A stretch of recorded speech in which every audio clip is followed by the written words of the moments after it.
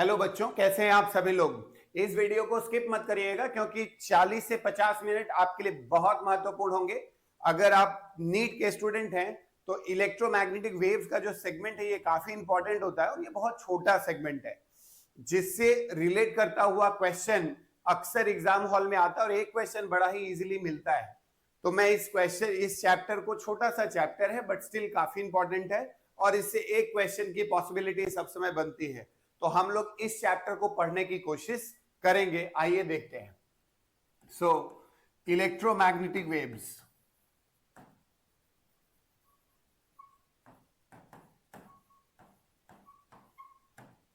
तो यहां पर बच्चों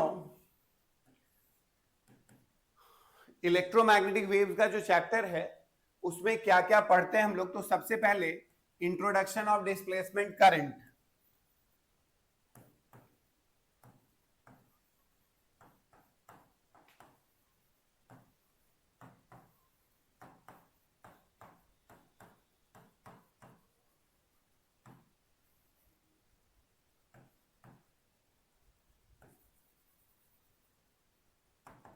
तो यहां पर बच्चों हम लोग डिस्प्लेसमेंट करंट को इंट्रोड्यूस करने की कोशिश करेंगे।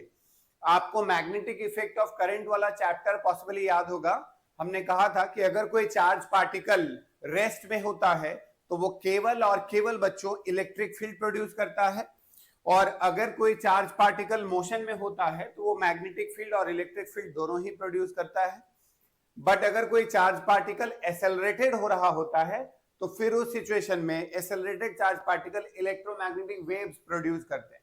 तो इस बात को हम लोग थोड़ा सा पहले करंट के फ्रेम में समझेंगे जिसे डिस्प्लेसमेंट करंट कहते हैं। एक्चुअल में अगर आपको एम्पियर सर्किटल लॉ के बारे में पता हो तो हम लोग पहले थोड़ा सा डील करेंगे बच्चों। मान लेता हूं एक बैटरी है, ये एक सेल और स्विच लगा हुआ है और ये पैरेलल प्लेट कैपेसिटर्स हैं, correct. And we are considering the charging of capacitor. Capacitor charge हो रहा है, चार्जिंग ऑफ कैपेसिटर।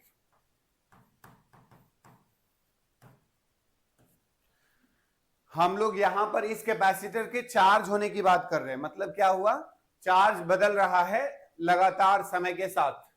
बच्चों आपने पढ़ा हुआ होगा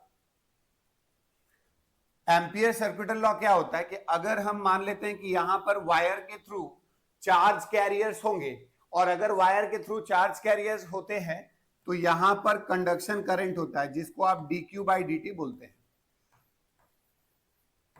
सो rate of flow of charge is equals to the conduction current, है ना बच्चा। तो यहां पर क्या होता है कि मैंने कहा था कि एक्चुअल में इक्वेशन थोड़ा मॉडिफाइड होता है।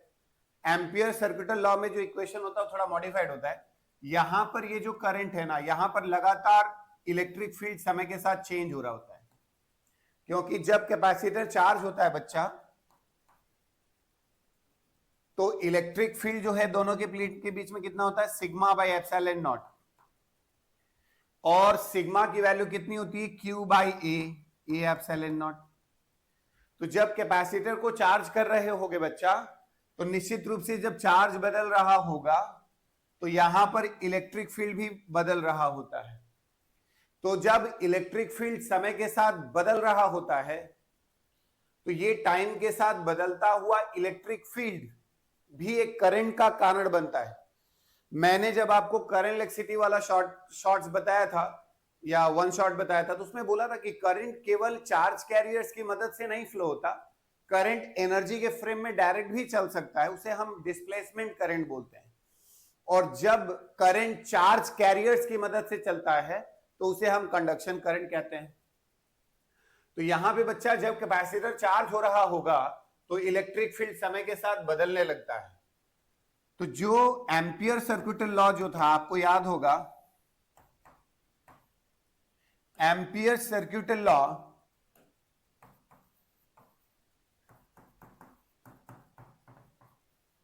जो था वो याद होगा कि closed integral of B dot DL, line integral of B dot DL over the close loop is equals to mu not times of the current crossing the loop. ये है एम्पियर सर्किटल लॉ, जिसको आप ACL बोलते हैं। अब ये sir हमको थोड़ा समझाइए ना, इसका क्या मतलब होता है बच्चा। अगर कोई करंट लिया जाए, करंट कैरिंग कंडक्टर लिया जाए, उसके सराउंडिंग में कोई इमेजिनरी लूप लिया जाए, और अगर आप इसके हर एलिमेंट पे magnetic field BDL BDL BDL BDL BDL मतलब मैग्नेटिक फील्ड और लेंथ का इंटीग्रेशन लिया जाए पूरे लूप के लिए, तो यहां पर मैग्नेटिक फील्ड B हो गया और ये वाला लेंथ DL हो गया। तो B और DL के बीच में एंगल लगातार, B और DL को अगर इंटीग्रेट करेंगे तो ये हो जाएगा, IC को बोलते हैं हम कंडक्शन करंट। ठीक है, ठीक है। बट अगर आप इस सर्किट को ऑब्जर्व करें यहां पर,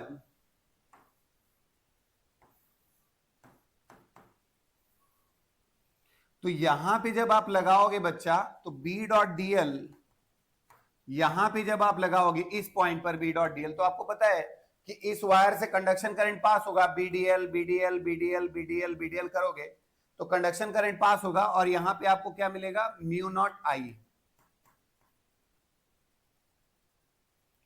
लेकिन जब मैं वहीं पर इस लूप पर्टिकुलर पे लगाने की कोशिश करता हूं, मतलब दोनों प्लेट्स के बीच में बच्चा, अगर मैं निकालूंगा तो पता चला B डॉट DL अगर मैं करूंगा तो यहां 0 आ जाएगा, क्योंकि कोई कंडक्शन करंट है नहीं। तो क्या समझे बाबू आप यहां पर, ये जो लूप 1 है, यहां पर क्या हो गया, लूप 1 पर एम्पियर सर्किटल लॉ कंसिस्टेंट है। कंसिस्टेंट मतलब लगाया जा पा रहा है, इसकी एक वैल्यू आ रही है। क्यों? क्योंकि BDL BDL BDL BDL BDL ये वाले जो लाइन करंट है, इसमें B डॉट DL करोगे तो एक वैल्यू आएगी। लेकिन जैसे ही आप चार्जिंग के सिचुएशन में करंट के बीच में जाएंगे तो कहीं पर भी कोई कंडक्शन करंट नहीं है बच्चा।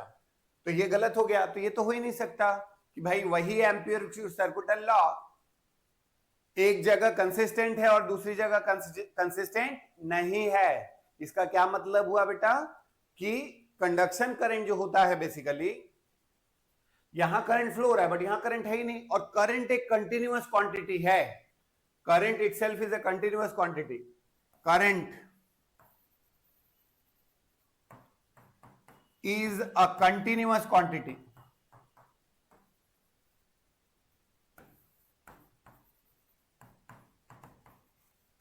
सर्किट के हर पॉइंट पर डिफाइन होना चाहिए। अगर किसी क्लोज पाथ में करंट फ्लो कर रहा है तो हर पार्ट में करंट डिफाइन होना चाहिए बच्चा। लेकिन यहां क्या हो रहा है, यहां करंट है, यहां नहीं दिख रहा है, तो गड़बड़ हो गया। या तो ACL गलत है, या तो एम्पियर सर्किटल लॉ गलत है, या तो फिर हमारे सोचने का तरीका गलत है।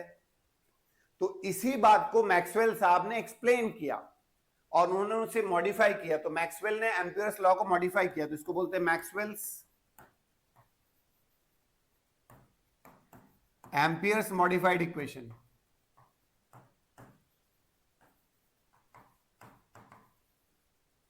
Modified equation.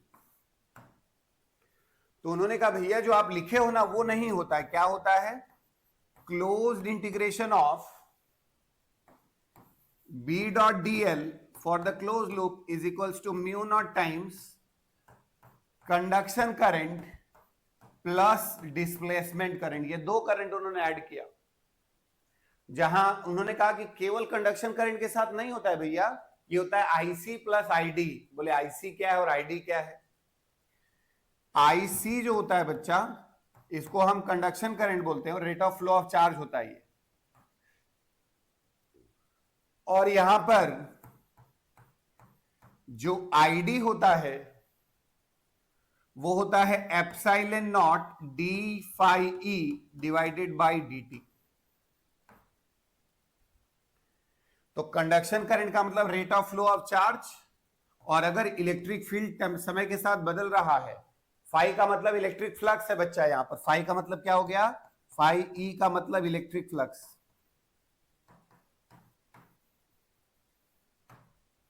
फाई E का मतलब इलेक्ट्रिक फ्लक्स। तो उन्होंने क्या कहा पता है कि भैया यहां पर ये होता है epsilon i plus I D, conduction current plus displacement current.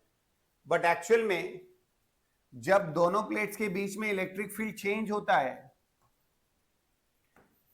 तो जो कंडक्शन करंट होता है आई, जिसको हम बोलते हैं dq बाई dt, ये आईडी के बराबर होता है बच्चा। आईसी और आईडी आपस में बराबर होते हैं। क्यों बराबर होते हैं? देखिए dq, q को क्या लिख सकते हो बच्चा? cv। cv को dv बाई dt लिख सकते हैं आप। c को हम लिखते हैं एप्सिलॉन नॉट, E को लिख सकते हैं, E का मतलब पोटेंशियल डिफरेंस, तो E is equals to V by D या V बाई एक्स। तो हम E is equals to V by D, तो यहां हम लिख सकते हैं V के जगह ED लिख सकते हैं। क्या लिख सकते हैं बच्चा? तो C को लिख सकते हैं epsilon not A divided by D, C के जगह लिख सकते हैं epsilon not A divided by D, into ये हो जाएगा इलेक्ट्रिक फील्ड इंटू डी, और या D के जगह कंफ्यूज ना होने के लिए मैं यहां X लिख देता हूं जिससे आप कंफ्यूज ना हो। ये X ले लीजिए, इसे X लीजिए, X से X कट जाएगा बच्चा। इसका मतलब epsilon not electric field intensity into the area, ये हटा लेता हूं, ये एक्स्ट्रा है, एप्सिलॉन बाहर आ चुका है, और dt। तो ये फील्ड इनटू द एरिया है बच्चा। यहां क्या है? ये फील्ड इनटू द एरिया, इसी को हम इलेक्ट्रिक फ्लक्स बोलते हैं। So this is epsilon naught d phi e divided by dt, और यही कितने के बराबर है बच्चा? आईडी के बराबर है। तो इसका मतलब बच्चों क्या हुआ? IC should be equals to ID. IC की वैल्यू आईडी के बराबर होगी, तो याद रखिएगा कंडक्शन करंट होगा तो डिस्प्लेसमेंट करंट बराबर होता है। कंडक्शन करंट और डिस्प्लेसमेंट करंट आपस में क्या होता है बच्चा? बराबर होता है। लेकिन जहां पर कंडक्शन करंट होता है वहां डिस्प्लेसमेंट करंट नहीं होता, और जहां डिस्प्लेसमेंट करंट होता है वहां कंडक्शन करंट नहीं होता। कहने का मतलब अगर यहां पे आप लिखोगे तो I बराबर क्या हो जाएगा? IC, कंडक्शन करंट के बराबर होगा। बट यहां पे अंदर प्लेट्स के बीच में किसी भी प्रकार का कोई चार्ज कैरियर नहीं होता, यहां पर किसी भी प्रकार का कोई चार्ज कैरियर नहीं होता, तो क्या होता है? एनर्जी का फॉर्मेट होता है। तो अगर हम एनर्जी की बात करेंगे तो I बराबर क्या हो जाएगा? ID। देखो यहां पर I है तो IC हो जाएगा, यहां I, लेकिन करंट सब समय है, करंट सब समय है, करंट सब समय है।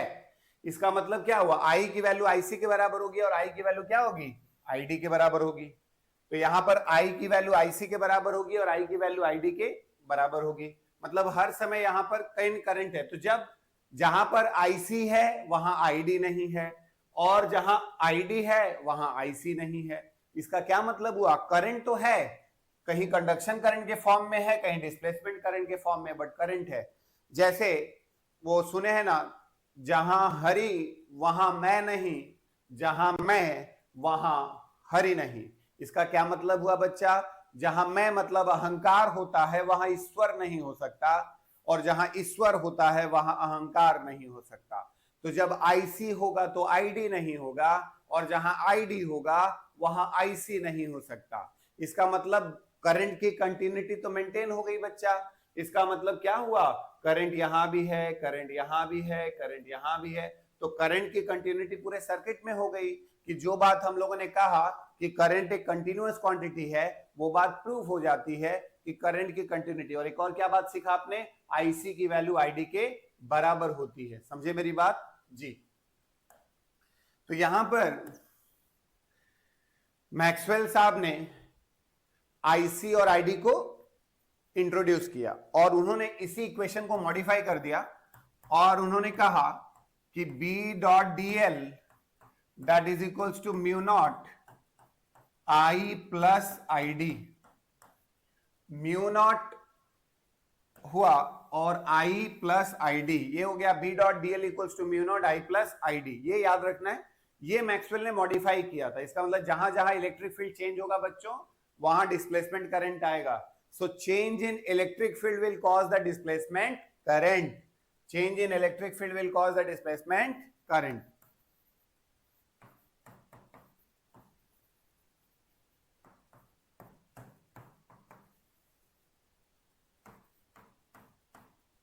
एक्चुअल में इलेक्ट्रिक फ्लक्स का था ना result. So phi E by D will cause the displacement current,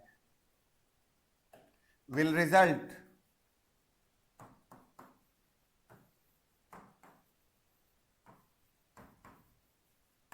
displacement current. तो याद रखेंगे, जहां कंडक्शन करंट है, वायर में कंडक्शन करंट है, वहां डिस्प्लेसमेंट करंट नहीं होगा, और जहां पर डिस्प्लेसमेंट करंट है वहां पर कंडक्शन करंट नहीं होगा। ठीक है बच्चा। नाउ मैक्सवेल साहब ने क्या करा, उन्होंने दो इक्वेशन दिया। एक्चुअल में there are some equations which are said to be the equation, Maxwell's equation of electromagnetic wave. So Maxwell's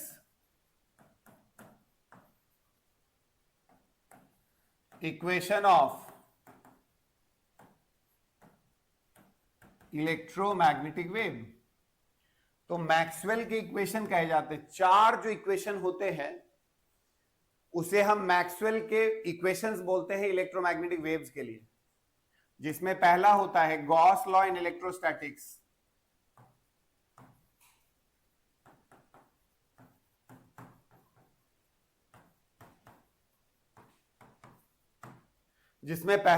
Gauss law in electrostatics. दूसरा होता है Gauss law in magnetism,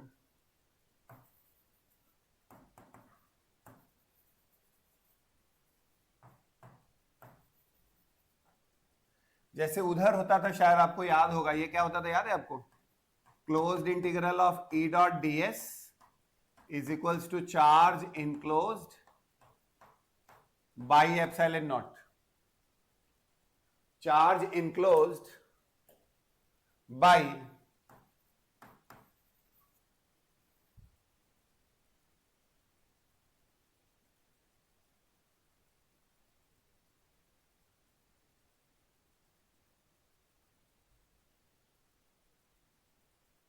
So charge enclosed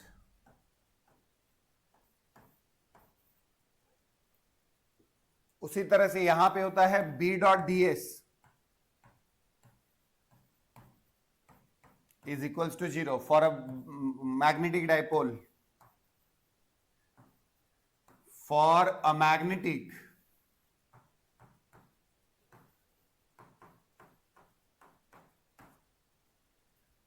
dipole. तीसरा equation जो है Faraday's law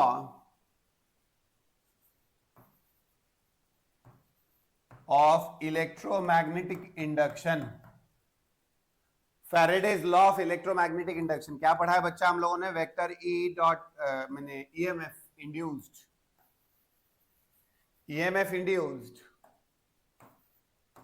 is equals to minus of EMF induced is equals to बच्चा minus of d phi by dt। EMF induced is equals to minus of d phi by dt।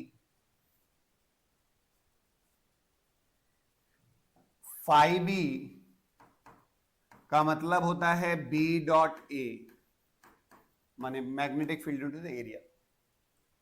और चौथा उन्होंने equation use किया जिसको बोलते हैं Maxwell's modified equation.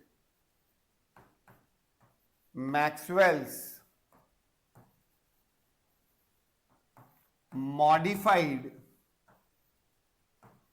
Equation. तो यहां क्या था बच्चा Maxwell's modified equation? B dot D L is equals to mu not times of I plus I D. I का मतलब डिस्प्लेसमेंट करंट और ये हो गया epsilon not D phi E divided by D T.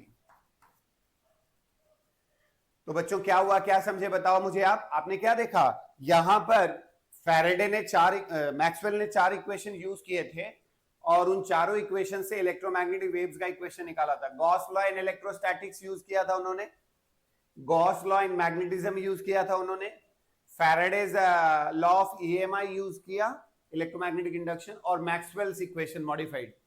इन चारों इक्वेशंस को Maxwell के equation कहे जाते हैं इलेक्ट्रोमैग्नेटिक वेव्स के लिए। इनको क्या कहते हैं बच्चा, इलेक्ट्रोमैग्नेटिक इंडक्शन में हम वेव्स का इक्वेशन बोलते हैं, करेक्ट, माने मैक्सवेल की इक्वेशन हम इन्हें कहते हैं। तो मैक्सवेल साहब ने क्या करा, इन्हीं इक्वेशंस को यूज करके मैक्सवेल साहब ने क्या करा,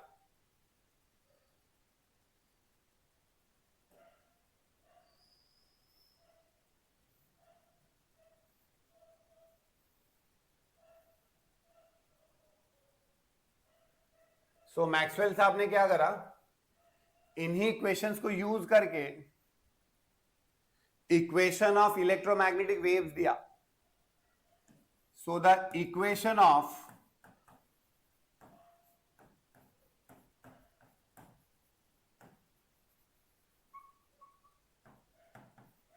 magnetic waves, equation of electromagnetic waves,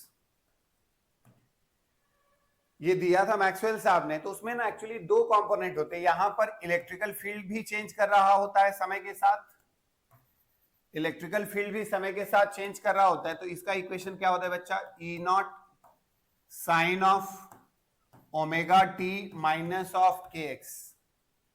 तो यहां पर इलेक्ट्रिकल फील्ड भी क्या होता है, समय के साथ बदलता है। जब उन्होंने इक्वेशन निकाला तो क्या पता लगा कि इलेक्ट्रिक फील्ड भी टाइम के साथ चेंज करता रहता है। और ये जो प्रोग्रेसिव वेव का इक्वेशन, उन्होंने बोला केवल इलेक्ट्रिकल फील्ड नहीं है, changing electrical field causes variation in magnetic field. अगर इलेक्ट्रिक फील्ड चेंज कर रहा हो तो वो मैग्नेटिक फील्ड बदलता है, और अगर मैग्नेटिक फील्ड बदल रहा हो तो फिर वो इलेक्ट्रिक फील्ड बदलता है। मतलब एक का बदलाव दूसरे का कारण है और दूसरे का बदलाव पहले का कारण है, मतलब दोनों एक दूसरे के बिना नहीं रह सकते। Time varying magnetical field will cause electric field and time varying electric field will cause magnetic field, so both are interrelated with each other। तो जब आप इलेक्ट्रोमैग्नेटिक वेव्स लिखते हो तो उसमें केवल और केवल आप इलेक्ट्रिकल फील्ड नहीं लिख सकते, यहां पर आपको मैग्नेटिक कंपोनेंट भी लिखना पड़ता है। तो यहां पर B naught sine of omega T minus of K X. बच्चों तो ये प्रोग्रेसिव वेव जैसा ही है, जिसमें कि इलेक्ट्रिकल फील्ड भी वेरी कर रहा होता है और मैग्नेटिकल फील्ड भी वेरी कर रहा होता है। तो यहां पे क्या होगा, इलेक्ट्रिकल फील्ड जो है एक्स डायरेक्शन में अगर बदल रहा है तो मैग्नेटिकल फील्ड कैसे बदलेगा, वाई डायरेक्शन में। तो ये ऐसे ऐसे ऐसे वाई डायरेक्शन में चेंज हो रहा है, और ये ऐसे ऐसे ऐसे क्या हो रहा है, माने परपेंडिकुलर प्लेन्स में, बेसिकली वाई नहीं बोल रहा हूं, सॉरी। तो ये एक्स डायरेक्शन में इलेक्ट्रिकल फील्ड अगर ऐसे ऐसे एक्स वाई प्लेन में ऑसिलेट कर रहा है तो फिर ये जेड एक्स प्लेन में करता है, तो ऐसा होगा। तो आप ऐसे सोचिए, जरा सा ध्यान दो बाबू। जैसे मान लो आपने क्या करा, ये एक्स एक्सिस है और ये जेड एक्सिस है, तो ऐसे करके अगर आप देखेंगे तो इलेक्ट्रिकल कंपोनेंट यहां पे ऐसे करके बदल रहा है, एक्स वाई प्लेन में ये वाइब्रेशन है। तो इलेक्ट्रिकल कंपोनेंट एक्स डायरेक्शन में, इसका मतलब ये हो गया direction of propagation, direction of propagation. उसी तरह से बच्चों अगर यहां पे देखेंगे तो ये क्या होगा, मैग्नेटिकल कंपोनेंट होगा जो कि जेड एक्स प्लेन में। बच्चा आप समझ पा रहे हैं इस बात को। तो ये कुछ ऐसा होने वाला, इस प्लेन में आपका इलेक्ट्रिकल कंपोनेंट होगा और जेड एक्स प्लेन में आपका मैग्नेटिकल कंपोनेंट होगा। एक्स वाई प्लेन में क्या होगा, इलेक्ट्रिकल कंपोनेंट, और जेड एक्स प्लेन में क्या होगा बच्चा, मैग्नेटिकल कंपोनेंट। तो इस तरह से ये हो गया डायरेक्शन ऑफ प्रोपगेशन। तो ये दोनों मिल करके बच्चा क्या करते हैं, इलेक्ट्रोमैग्नेटिक वेव्स को रिप्रेजेंट करते हैं। क्या निकलते हैं बच्चा, इलेक्ट्रोमैग्नेटिक वेव्स को रिप्रेजेंट करते हैं। तो यहां पे ये वाला पार्ट हो गया इलेक्ट्रिकल कंपोनेंट और ये वाला पार्ट हो गया magnetical component. The wave is propagating along what, X direction. ठीक, if it propagates along negative X direction, if it propagates along negative x axis, अगर बच्चों ये नेगेटिव एक्स एक्सिस के लॉन्ग प्रोपगेट करेगा तो क्या करेंगे बताओ आप मुझे। E बराबर लिखूंगा E naught sine of omega T plus K X, plus हो जाता है बच्चा। अगर नेगेटिव डायरेक्शन में जाएगा तो यहां क्या लिखेंगे, प्लस। ओके, और मैग्नेटिकल फील्ड के लिए क्या लिखेंगे, B naught sine of omega T plus K X. तो कब क्या करना है बताओ, अगर यहां प्लस लिखा है बच्चों तो क्या होगा, नेगेटिव एक्स डायरेक्शन में प्रोपगेट कर रहा है, माइनस लिखा है तो पॉजिटिव एक्स डायरेक्शन में प्रोपगेट कर रहा है। ठीक है बच्चा, यही आपका कंप्लीट इलेक्ट्रोमैग्नेटिक वेव्स का रिप्रेजेंटेशन है। कभी कभी पूछा जाता है कि इलेक्ट्रिकल कंपोनेंट और मैग्नेटिकल कंपोनेंट में कितने का फेज डिफरेंस होता है, कहिएगा नो फेज डिफरेंस। बोले सर वो तो कॉस और साइन है तो 90 डिग्री का गैप होता है। नहीं जी, देखो देखो, जब मैग्नेटिकल कंपोनेंट मैक्सिमम पे गया तो इलेक्ट्रिकल कंपोनेंट भी मैक्सिमम पे गया, जब इलेक्ट्रिकल कंपोनेंट जीरो पे आया तो मैग्नेटिकल कंपोनेंट भी जीरो पे आया, जब ये नेगेटिव एक्सट्रीम पे गया तो ये भी नेगेटिव एक्सट्रीम पे गया, ये जीरो हुआ तो ये भी जीरो हुआ, ये एक्सट्रीम हुआ तो ये एक्सट्रीम हुआ, ये जीरो हुआ ये साथ हो गया। तो इस तरह से क्या हो रहा है बच्चा, साथ साथ हो रहा है। मीन पोजीशन पे भी साथ है दोनों का वेरिएशन, एक्सट्रीम पोजीशन पे भी साथ गए, मीन पोजीशन पे यहां साथ आए। इसका मतलब जब पोजीशन और डायरेक्शन ऑफ मोशन एक ही होता है तो कहते हैं जी वो तो सेम फेज में है। तो यहां 90 डिग्री मत बोलना, बड़ा पॉपुलर क्वेश्चन है। Phase difference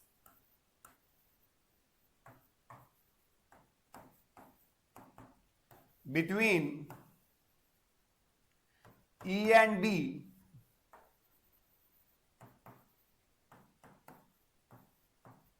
is 0 degree. So that phase difference between E and B is 0 degree. यहां पर E और B के बीच में जो फेज डिफरेंस है वो 0 डिग्री के बराबर है। यहां पर E और B के बीच में जो फेज डिफरेंस है वो 0 डिग्री के बराबर है। आइए देखते हैं डायरेक्शन ऑफ प्रोपगेशन बच्चा। जैसे देखो, अगर इलेक्ट्रिकल कंपोनेंट इधर जा रहा है और मैग्नेटिकल कंपोनेंट, ये हो गया जेड एक्सिस आपका, ये है एक्स एक्सिस, ये है वाई एक्सिस, ठीक। तो अगर इलेक्ट्रिकल फील्ड एक्स डायरेक्शन में वाइब्रेट कर रहा है, मैग्नेटिकल फील्ड अगर कंपोनेंट वाई पार्ट में ऑसिलेट कर रहा है, तो डायरेक्शन ऑफ प्रोपगेशन में कैसे करते हैं बच्चा, अपने हाथ को ई पे रखते हैं और बी की तरफ घुमाते हैं। क्या करते हैं बच्चा, अपने हाथ को ई की तरफ रखते हैं और बी की तरफ घुमाते हैं। तो ये हो गया डायरेक्शन ऑफ प्रोपगेशन। तो अपने हाथ को ई की तरफ रखते हैं और बी की तरफ घुमाते हैं, तो डायरेक्शन ऑफ प्रोपगेशन किधर होगा, ई क्रॉस बी। अपने हाथ को, फोर फिंगर्स को किधर रखोगे, ई पर, किधर घुमाओगे, बी पर। तो direction of propagation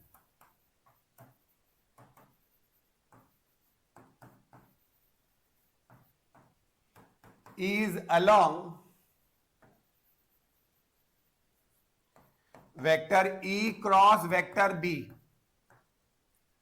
Direction of propagation is along vector E cross vector B. ठीक है बच्चा, तो ये आपको ध्यान रखना है कि डायरेक्शन किधर होगा, बताइए मुझे, E से B की तरफ। ठीक है, अपने हाथ को सब समय कहां रखना है बताओ, E पे। किधर घुमाना है, B की तरफ। जिधर भी, अगर मान लो अगर मान लो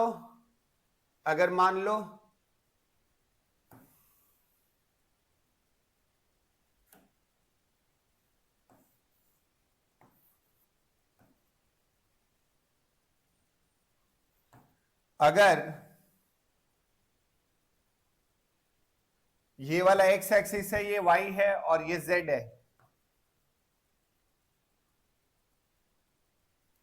अगर इलेक्ट्रिकल कंपोनेंट इस प्लेन में है और मैग्नेटिकल कंपोनेंट इस प्लेन में है, तो अपने हाथ को ई की तरफ रखिए, बी की तरफ घुमाइए, पॉजिटिव जेड एक्सिस होगा। तो अगर इलेक्ट्रिकल कंपोनेंट ऐसे है बट इलेक्ट्रिकल कंपोनेंट किधर, एक्स एक्सिस के लॉन्ग, किधर, एक्स एक्सिस के लॉन्ग, और मैग्नेटिकल कंपोनेंट किधर है, वाई एक्सिस के लॉन्ग। तो अपने हाथ को ई की तरफ रख के बी की तरफ घुमाइए, किधर होगा डायरेक्शन बच्चा, पॉजिटिव जेड एक्सिस के लॉन्ग। कैसे, देखो इलेक्ट्रिकल कंपोनेंट किसके परपेंडिकुलर ऑसिलेट कर रहा है, एक्स एक्सिस के।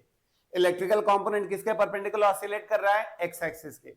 यहां पे किसके, वाई एक्सिस के। तो अपने हाथ को एक्स पे रखना है, वाई की तरफ घुमाना है, किधर होगा, जेड एक्सिस के long. So in this case this is the direction of propagation. अगर ये ई ले लेते हैं इसके बी हो जाता है तो डायरेक्शन ऑफ प्रोपगेशन हो जाएगा ई cross B.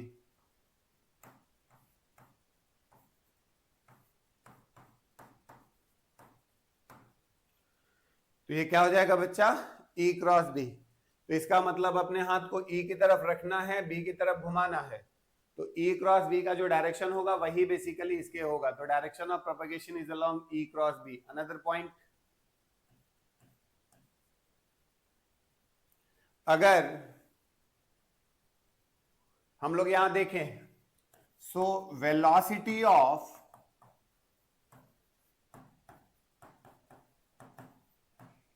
Electromagnetic wave, velocity of electromagnetic wave, तो क्या होगा बच्चा, velocity of electromagnetic wave is given by E by B, मतलब E instantaneous by B instantaneous, एक इंस्टेंट पे ई बाय बी, या फिर क्या लिख सकते हो यहां पर, E not by B not, peak values, ratio of peak values, ratio of RMS values. तो आपको बच्चों ध्यान रखना है कि वेलोसिटी ऑफ इलेक्ट्रोमैग्नेटिक वेव जो है ई बाई बी के बराबर होती है। याद रखेंगे, वेलोसिटी ऑफ इलेक्ट्रोमैग्नेटिक वेव कितने के बराबर होता है बताइए, ई बाई बी के बराबर होता है। तो इस तरह से सी बराबर लिख सकते हैं E by B, that is E not by B not, it is equals to E R M S by B R M S. ठीक है, velocity of light in vacuum, velocity of light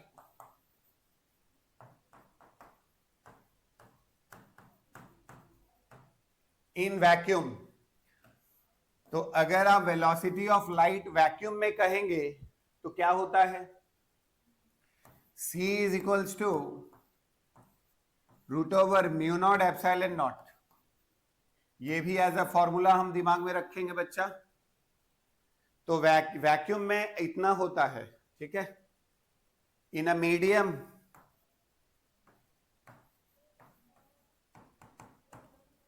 velocity of light in a medium, तो अगर आप किसी medium में लिखोगे तो कितना होगा बच्चा, म्यू के जगह रिलेटिव टर्म आ जाता है, तो mu R mu naught,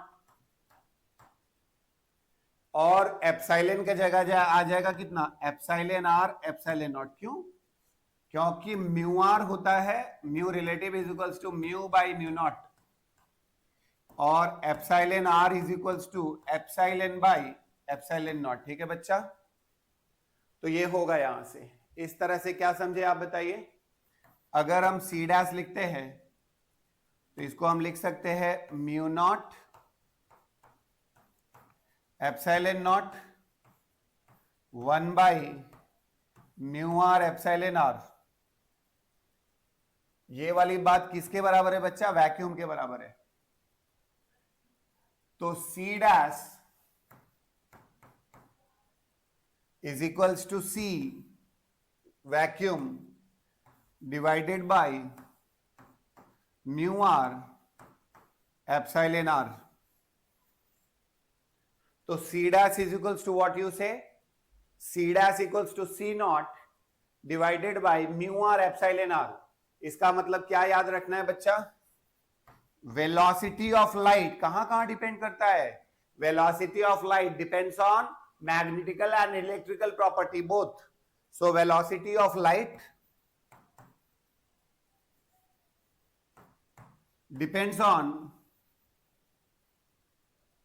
depends on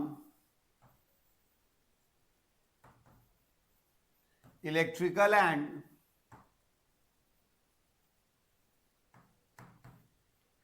magnetical property।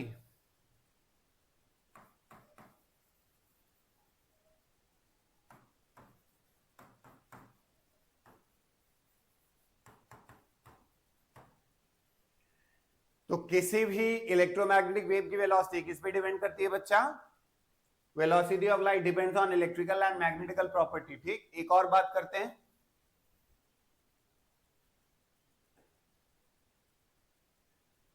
जैसे जो म्यू होता है बच्चा, रिफ्रैक्टिव इंडेक्स या एन जिसको आप बोलते हैं, आपने जूनियर क्लासेस में पढ़ा होगा एन, एन मतलब रिफ्रैक्टिव इंडेक्स।